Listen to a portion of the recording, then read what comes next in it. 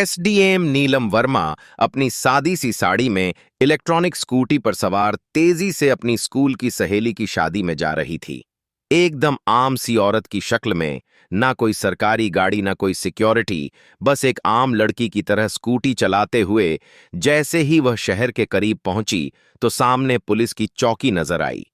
3-4 पुलिसकर्मी चौकी के बाहर सड़क पर खड़े थे और बीच में दरोगा रविशंकर वर्दी में खड़ा था। उसने सामने आते ही एसडीएम नीलम वर्मा को हाथ में डंडे के इशारे से रोकने को कहा, तो नीलम वर्मा ने स्कूटी रोड से नीचे उतार ली और साइड में लगा दी। दरोगा ने सवाल किया। नीलम वर्मा ने कहा, सहेली की शादी है, वहीं जा रही हूं। दरोगा रविशंकर ने ऊपर से नीचे तक नजर मारी। नीलम वर्मा 27 साल की एक खूबसूरत औरत थी और फिर मुस्कुराते हुए बोला, अच्छा जी, सहेली की शादी में दावत खाने जा रही हूं, लेकिन हेलमेट तुम्हारी मां पहनेगी, क्यों नहीं पहना? और यह स्कूटी भी बहुत तेज चल रही थी। चलो अब चालान भुगतना पड़ेगा।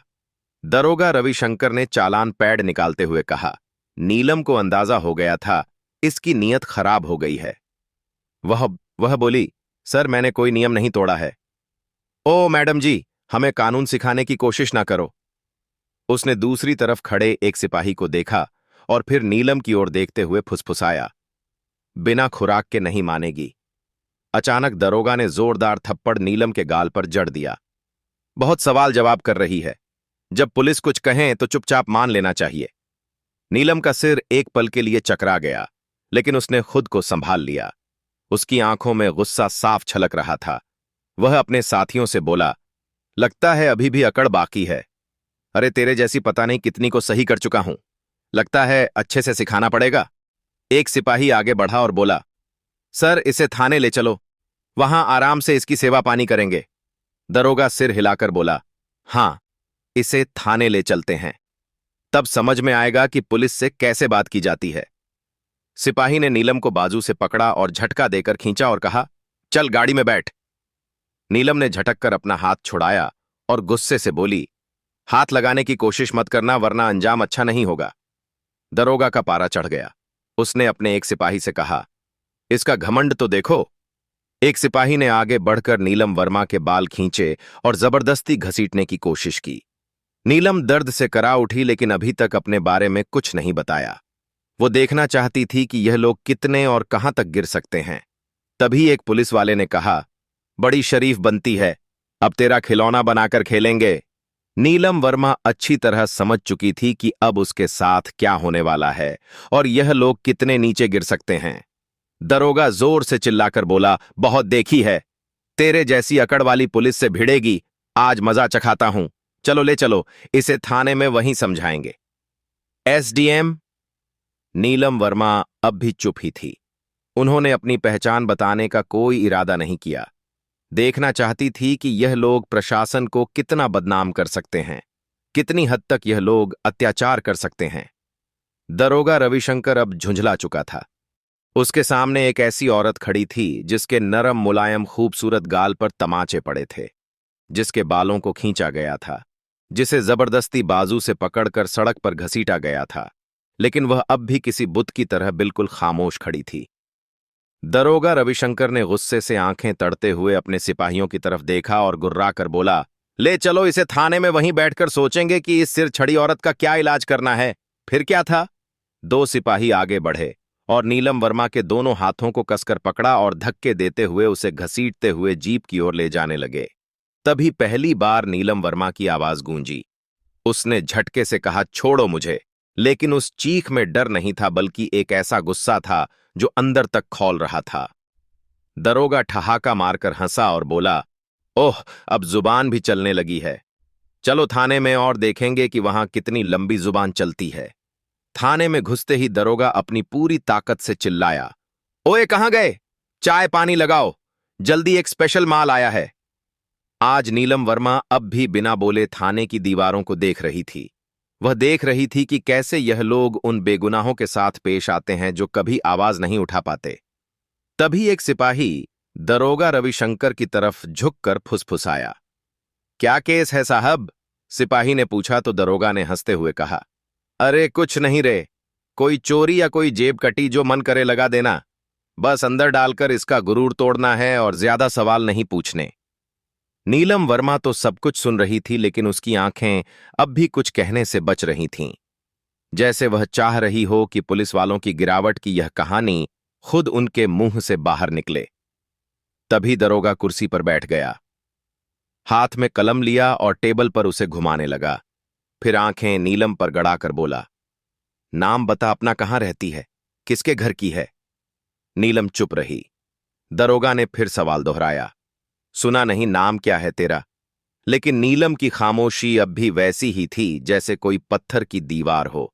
तभी दरोगा ने टेबल पर इतनी जोर से हाथ पटका कि आवाज पूरे थाने में गूंज गई और गुस्से से चिल्लाया, सुनाई नहीं देता? तुझे नाम बता। जल्दी नीलम ने बिना चेहरा बदले जवाब दिया, जी खुशी कपूर। दरोगा ने उसके चेहरे को घूरा और हंसकर बोला, ओह बड़ी समझदार निकली, तू झूठ बोलने में भी तजुर्बा है, लेकिन याद रखो ज्यादा चालाकी की तो बहुत भारी पड़ेगी, गलती एक भी की तो पछतावे का वक्त भी नहीं मिलेगा। नीलम वर्मा को जबरदस्ती उस सड़े हुए लॉकअप में धकेल दिया जहां पहले से दो कैदी बैठे हुए थे। उनमें से एक ने नीलम की तरफ देखा और बोला, बहन, तूने क्या कांड कर दिया? नीलम ने हल्की सी मुस्कान दी और कुछ नहीं कहा। अब वह बस देख रही थी कि यह पूरा तंत्र कितना सड़ चुका है। अगर एक एसपी को ऐसे बिना वजह अंदर ठूंस सकते हैं तो फिर आम लोगों की हालत का अंदाजा लगाना मुश्किल नहीं। नीलम अब उस कोठरी के कोने में बैठी थी, सब देख रही थी, सुन रही थी और हर हरकत को समझ रही थी। दरोगा ने एक झूठी रिपोर्ट बनवाई और बोला, इस पर चोरी और ब्लैकमेलिंग का केस ठोक दो। फाइल मेज पर मारी और कहा, चलो जल्दी। एक सिपाही ने पूछा, पर सर बिना सबूत के? दरोगा हंस पड़ा, बोला, इस थाने में सबूत मंगाए नहीं, सबूत बनाए जाते हैं। कुछ देर बाद एक सिपाही आया और नीलम के कंधे पर जोर से हाथ मारा, लेकिन उसके चेहरे पर डर का नामो निशान नहीं था। दरोगा ने हाथ उठाया ही था कि तभी दरवाजे पर एक सख्त आवाज आई, रुक जाओ। सबने मुड़कर देखा तो दरवाजे पर एसएओ सुरेंद्र सिंह खड़ा था, जिसकी छवि बाकी से थोड़ी अलग मानी जाती थी। उसने अंदर नजर डाली। औरत की हालत देख उसके माथे पर लकीरें खींच गईं। पूछा, यह सब क्या हो रहा है? रविशंकर मुस्कुराया, कुछ नहीं सर। एक सड़क छाप औरत हद से ज्यादा दिमाग दिखा रही थी, सबक सिखा रहे हैं। सुरेंद्र ने नीलम को गौर से देखा। उसके हाव भाव किसी आम औरत जैसे नहीं लग रहे थे। पूछा, इसका जुर्म क्या है? दरोगा घबरा गया, बोला, सर चेकिंग में बदतमीजी की थी, सुरेंद्र को कुछ गड़बड़ लगी। उसने नीलम से पूछा, तुम्हारा नाम क्या है? नीलम चुप रही। संजय हंसकर बोला, सर यह तो अपना नाम भी नहीं बता रही। सुरेंद्र पूरी तरह से चौकन्ना हो गया था। उसने सिपाही को हुक्म दिया, इसे अकेली कोठरी में डालो। रवि हैरान रह गया, लेकिन सर, सुरेंद्र ने सख्ती से कहा, मैं खुद रहूंगा इसके पास। उसके आदेश पर नीलम को एक दूसरी कोठरी में बंद किया गया, जो पहले से भी ज्यादा बदबूदार और अंधेरी थी। नीलम ने चारों तरफ नजर दौड़ाई। एक कोने में टूटा हुआ टेबल पड़ा था और पास में एक जंग लगा लोहे का रोड पड़ा था। अब वह इस गंदे सिस्टम का असली चेहरा और करीब से देख रही थी। हर पल उसकी आंखें यह समझ रही थीं कि कानून बस फाइलों तक सीमित रह गया है। तभी एक सिपाही दौड़ता हुआ आया और बोला, सर बाहर एक बड़ी गाड़ी खड़ी है। दरोगा डर कर चौंक गया। पूछा, गाड़ी कौन सी है? सिपाही घबराते हुए बोला, सर गाड़ी सरकारी है। वह जल्दी जल्दी बाहर गया और जैसे ही गाड़ी के अंदर झांका, उसकी आंखें फटी की फटी रह गईं। वो हड़बड़ाकर वापस आया और धीमे लहजे में बोला, सर। रविशंकर झुंझुलाया, क्या हुआ, कौन है? सिपाही कांपते हुए बोला, सर डीएम साहब आए हैं। रविशंकर का चेहरा फीका पड़ गया। ऐसे सुरेंद्र सिंह भी चौकन्ना हो गया, क्योंकि अब मामला सीधे ऊपर पहुंच चुका था। डीएम साहब ने थाने में कदम रखा और उनकी आंखों में गुस्सा साफ दिख रहा था। उन्होंने दरोगा की तरफ देखा और कड़क आवाज में पूछा, दरोगा, रविशंकर, यहां क्या तमाशा चल रहा है? संजय घबराया हुआ बोला, कुछ भी नहीं सर, बस एक छोटा सा केस है। डीएम साहब ने टेबल से फाइल उठाई और ध्यान से पढ़ी। उनके माथे पर बल पड़ गए। फिर उन्होंने कोठरी में झांका और बोले, यह कौन है सर? इस औरत पर 420 और ठगी का केस है। डीएम साहब ने पूछा, सबूत है तुम्हारे पास? उन्होंने फिर पूछा, क्या कुछ सबूत है तुम्हारे पास? रविशंकर अब पूरी तरह फंस चुका था। डीएम साहब ने औरत से सीधा सवाल किया, क्या नाम है तुम्हारा? और पहली बार नीलम वर्मा ने हल्की सी मुस्कान दी और बोली, एसडीएम। नीलम वर्मा पूरे थाने में सन्नाटा छा गया। सबके चेहरे उतर गए। रविशंकर के तो हाथ पैर कांपने लगे। बाकी सारे सिपाही चौंक कर खड़े हो गए। संजय के पैरों के नीचे से जमीन खिसक गई। वो अफसर जिसे वह ठग समझ रहा था, वही अफसर निकली जो पूरे जिले का कानून चला रही थी। असल में वह कोई मामूली औरत नहीं थी, बल्कि वही औरत खुद एसडीएम नीलम वर्मा निकली, जिसको सड़क पर घसीटा गया, बाल पकड़कर खींचा गया, थप्पड़ मारे गए। जैसे ही यह बात सबके सामने आई, पूरे थाने में खलबली मच गई। सब सिपाही तो सन्न रह गए। डीएम साहब ने अपनी तीखी नजर दरोगा रविशंकर पर डाली और गुस्से में बोले, रविशंकर, तेरी इतनी हिम्मत कैसे हो गई कि तू एक सीनियर अफसर पर झूठा इल्जाम थोपने लगा? रवि कुछ बोलने की कोशिश कर ही रहा था कि वहीं खड़े एसओ सुरेंद्र सिंह जोर से बोले, सर, मैंने तो पहले ही कहा था कुछ गड़बड़ है। अब तो रविशंकर बिल्कुल अकेला पड़ गया था। तभी नीलम वर्मा ने अपनी शांत लेकिन सख्त आवाज में पहली बार सीधा फैसला सुना दिया और बोली, रविशंकर, तू अब नौकरी से गया। तेरी सस्पेंशन पक्की है और तेरे खिलाफ अब मुकदमा भी चलेगा। यह सुनते ही रवि की तो जैसे सांस अटक गई। बाकी पुलिस वालों ने उसे मुंह फेर लिया। सुरेंद्र सिंह ने उसी वक्त आवाज लगाई, हवलदार साहब, इसको पकड़ो और लॉकअप में डाल दो। लेकिन तभी रविशंकर ने जेब से एक मोड़ा हुआ कागज निकाला और हंसते हुए बोला, रुको मैडम, ये देख लो। पहले फिर जो करना हो कर लेना। और वह कागज उसने दिखाया। डीएम और नीलम वर्मा दोनों ने फौरन उसकी तरफ देखा।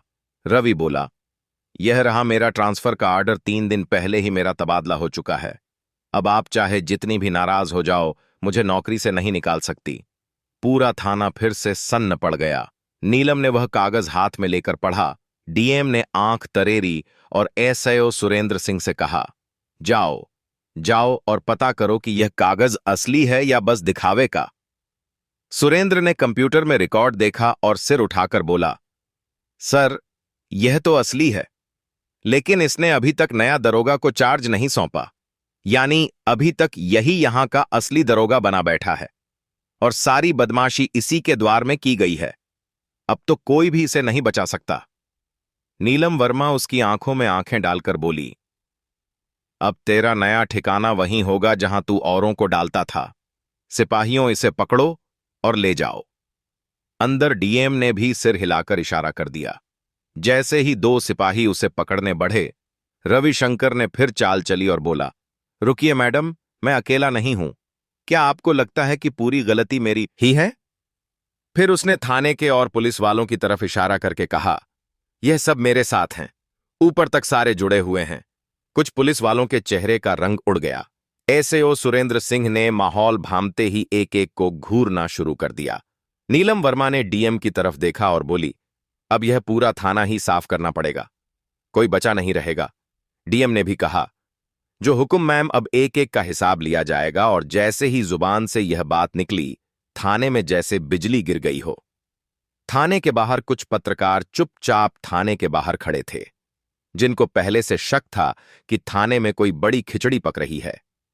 जैसे ही उन्हें यह खबर लगी कि पूरा थाना लाइन हाजिर कर दिया गया है, वैसे ही उन्होंने अपने मोबाइल से खबरें इधर उधर पहुंचानी शुरू कर दीं।